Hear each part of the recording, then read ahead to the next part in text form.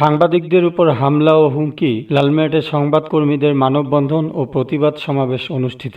কয়েক সপ্তাহের ব্যবধানে লালমিয়াট জেলার ৩ সাংবাদিকের উপর হামলা হুমকির প্রতিবাদে, হুমকিদাতা ও হামলাকারীদের গ্রেপ্তারের দাবিতে এবং সারা দেশে সাংবাদিকদের বিরুদ্ধে করা মিথ্যা মামলা প্রত্যাহারের দাবিতে মানববন্ধন ও প্রতিবাদ সমাবেশ করেন জেলায় কর্মরত সংবাদ মাধ্যম কর্মীরা।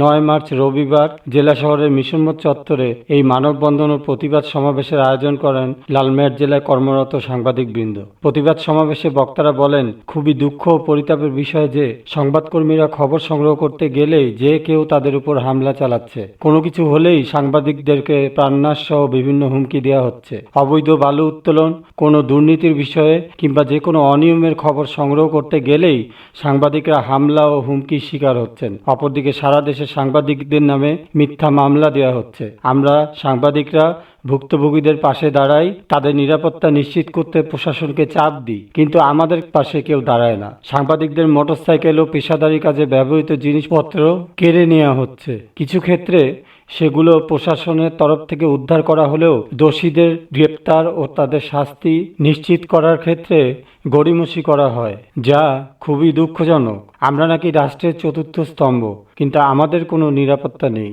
প্রতিবাদ সভায় বক্তারা লালমিয়াট সহ সারা দেশে সাংবাদিকদের উপর হামলা ও তাদেরকে দেয়া হুমকির তীব্র নিন্দা জানান। প্রতিটি ঘটনা সুষ্ঠু তদন্ত করে দোষীদের আইনের আওতায় আনার দাবি জানান তারা। এছাড়াও সরকারের কাছে সাংবাদিকদের নিরাপত্তা নিশ্চিতে প্রয়োজনীয় পদক্ষেপ নেওয়ার দাবি জানান। মানববন্ধন ও প্রতিবাদ সভায় উপস্থিত ছিলেন প্রবীণ সাংবাদিক গোকুল রায়, প্রথম আলোর আব্দুর রব সুজন, ফিনান্সিয়াল এক্সপ্রেসের আবু হাসনাত রানা, দৈনিক যুগের আলোর আহমেদুর রহমান মুকুল, বৈশাখী টিভির তৌহিদুল ইসলাম লিটন, যমুনা টিভির আনিসুর রহমান লাডলা, লালমনির কণ্ঠের মফিজুর রহমান বাবু, মাই টিভির মাহফুজ সাজু, প্রতিদিনের সংবাদের জিনাতুল ইসলাম জিন্না, ডেইলি স্টারের এস দিলীপ রায়, দৈনিক নিরপেক্ষর এস আর রতন, বাংলা ভিশনের মেহেদি হাসান জুয়েল, এশিয়ান টিভির নিয়ন দুলাল, কালবেলার এস কে শাহেদ, দীপ্ত টিভির মাহমুদুল হক, দেশ টিভির জামাল বাদশাহ, দৈনিক ভোরের চেতনার ফারুক আহমেদ সূর্য, দৈনিক আলোকিত সকালের আরিফ রিপন, আর টিভির মিজানুর রহমান মিজান, লাখো কণ্ঠের আব্দুর রাজ্জাক, নাগরিক ভাবনা জিল্লুর রহমান, দিগন্ত প্রতিদিনের জহুরুল হক জনি,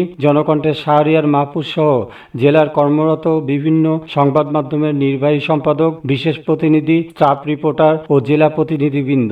উল্লেখ্য, মানববন্ধন ও প্রতিবাদ সমাবেশে উপস্থিত থেকে বক্তব্য রাখেন ভুক্তভোগী সাংবাদিক দৈনিক মানব কণ্ঠের জেলা প্রতিনিধি আসাদুজ্জামান সাজু ও চ্যানেল 24-এর জেলা প্রতিনিধি মাহফুজুল ইসলাম বকুল।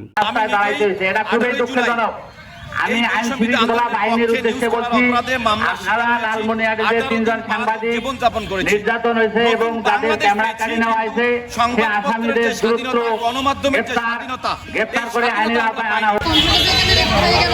বলবার কিছুই নেই, ঘুরে ফিরে একই কথা, একই রূপ, একই চিত্র। এই দুর্বৃত্তদের সাংবাদিকদেরকে হামলা করে, সাংবাদিকদের উপরই বারবার হামলা, ঘুরে ফিরে সাংবাদিকদের উপরে হামলা।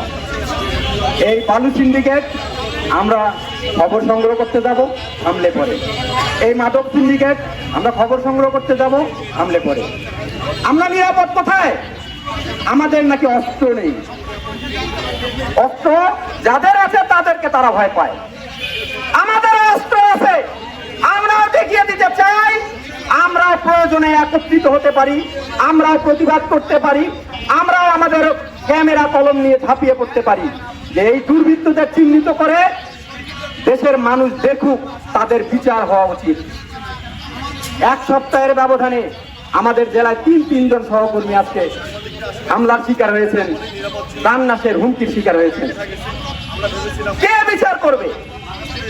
যাদের দায়িত্ব তারা শুধু আমাদের লুট হওয়া ক্যামেরা, 3টি মোটরসাইকেল উদ্ধার করলেন। কাদের কাছ থেকে উদ্ধার করলেন? সে আসামিরা কোথায়? আমার প্রশ্ন রইল আপনাদের কাছে, সংশ্লিষ্ট সকলের কাছে, কেন দুর্বৃত্তরা আজও গ্রেপ্তার হলো না? এই চ্যানেল 24-এর সাংবাদিক বকুলের উপর হামলার ঘটনায় মোটরসাইকেল 3টি উদ্ধার হলো, ক্যামেরা উদ্ধার হলো, ব্যাগ উদ্ধার হলো, কাদের কাছ থেকে উদ্ধার হলো? তারা কোথায়? আমার প্রশ্ন। আসসালামু আলাইকুম। আজকে উপস্থিত আমার সহকর্মী যারা দূর দূরান্ত থেকে এসেছেন, লালমনিরহাটে রয়েছেন, আজকে যারা আয়োজন করেছেন সকলের প্রতি কৃতজ্ঞতা। আমি একটু সংক্ষেপে তুলে ধরতে চাই, জামাল ভাই যেমনটি বললেন নির্যাতনের শিকার। আমি ছোট্ট করে বলতে চাই, আমার কাছে তার আগে বলি, যার সাথে ঘটনাটা সেই আবু মেম্বার আওয়ামী লীগ সমর্থক মেম্বার। দীর্ঘ 17 বছর থেকে তিস্তা নদী থেকে বালু উত্তোলন হয় এবং আপনারা সকলে জানেন এই তিস্তা নদীর বিভিন্ন পয়েন্ট থেকে বালু উত্তোলন হয়।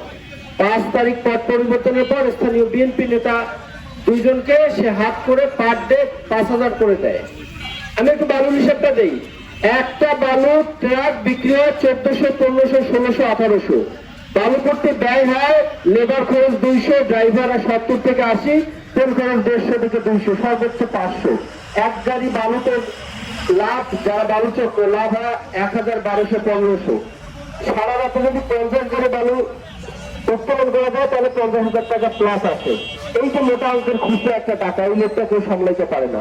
এই বিএনপির এক নেতা তাকে সমর্থন দিতে, পরবর্তীতে যখন তিস্তা বাঁচাও কর্মসূচি দুদিন হলো, কেন্দ্রীয় বিএনপি থেকে নির্দেশনা এসেছে তাদের কাছে, অধ্যক্ষ আসাদুল আবিদ দুলু মহোদয়ের নির্দেশনা তাদের কাছে ছিল, তাদের যেটা ভাষ্য অন্যান্য যুব দল, স্বেচ্ছাসেবক দল, ছাত্র দল, বিএনপির অন্যান্য নেতৃবৃন্দ তারা সেখানে অভিযান চালাতে যায়, যেহেতু তাদের উপর থেকে নির্দেশনা রয়েছে কোনো বালু উত্তোলন হবে না, যেহেতু বিএনপি এখানে নাম জড়িয়ে যাচ্ছে। তারা একজন আমাকে তারা ইনভাইট করে যে সাংবাদিক হিসেবে আমি যেন তাদের কাছে যাই। তারপরে তারা যখন স্পটে যায় আমাকে তারা বারবার নক করছিল। অনেকে প্রশ্ন করে এত রাত্রে সাংবাদিকের কাজ কি? আরে ভাই, আমরা সাংবাদিক, আমরা আমাদের কাজ যখন যেখানে যে ঘটনা ঘটবে সেখানে, সেটা দিন হোক, রাত হোক, ঝড় হোক, বৃষ্টি হোক, শীত হোক, যাই হোক না কেন। আমি সেখানে গিয়েছি, সেখানে 2 গ্রুপের মারামারি লেগেছে। সেখানে আমার গাড়ি ছিল এই গাড়ির পাশে, তাদের গাড়ির সাথে ওই গাড়ির মারামারি যত আমার গাড়িটা ভাঙচুর হয়েছে, আমার জিনিসপত্র লুট হয়েছে। আমি থানায় অভিযোগ দিয়েছি, মামলা হয়েছে। পরবর্তীতে police super Lalmonirhat police super মহোদয়ের সার্বিক দিক নির্দেশনায় আদিতনগর থানার ওসি মহোদয় যথেষ্ট চেষ্টা করেছেন, মামলা রেকর্ড করেছেন যাতে মামলাটা পাকা দেখতে হয়। তিনি আমাকে সদুপদেশ দিয়েছেন। রংপুরের ডিআইজি মহোদয় সার্বক্ষণিক আমার বিষয়টি দেখভাল করেছেন। আমি চেষ্টা করেছি আমার জায়গাগুলো থেকে জিনিসটা জানবার। তবে দুঃখের বিষয়, পরিতাপের বিষয়, লজ্জার বিষয়, আমাদের সমাজে কিছু দালাল রয়েছে,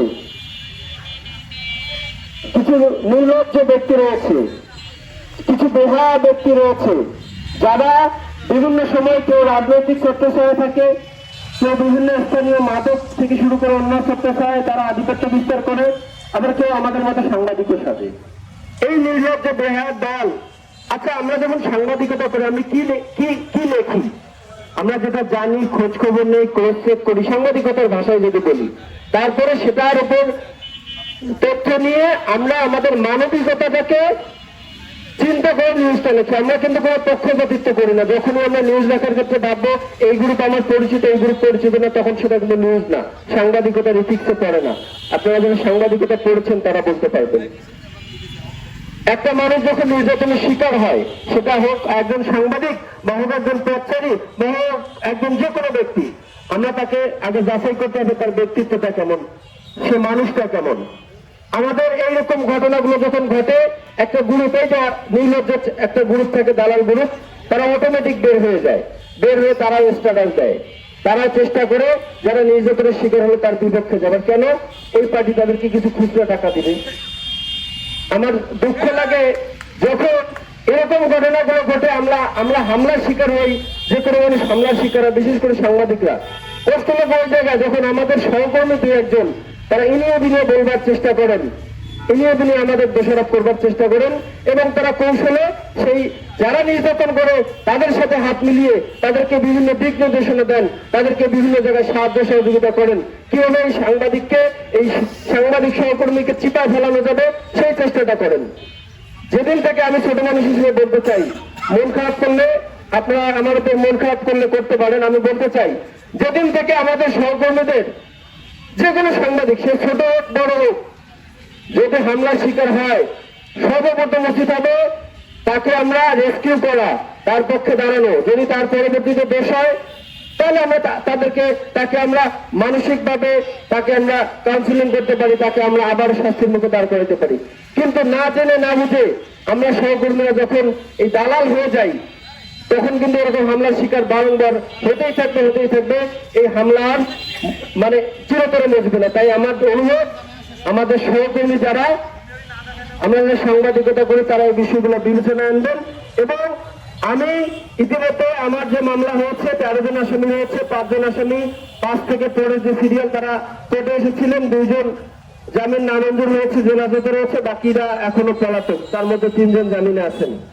তো আমি সর্বশেষ আমার যদি দাবি, এই যে সাংবাদিক নির্যাতন, সাংবাদিক হুমকি, এই জিনিসগুলো যাতে না হয় সেজন্য আমাদের খুঁজে বের করা দরকার কেন সাংবাদিকরা হামলার শিকার হয়। সেই কাজগুলোকে আমরা ধরে ধরে আমরা কাজ করতে পারি। এবং আমার এই ঘটনায় এবং আরো 2 সাংবাদিক লালমনিরহাটে সম্প্রতি হামলার শিকার হয়েছেন, তাদের হামলা শিকার যারা জড়িত তাদের দ্রুত গ্রেফতার করে দৃষ্টান্তমূলক শাস্তির আবেদন জানাচ্ছি। ধন্যবাদ সকলকে। দৈনিক আজকের বাংলা .net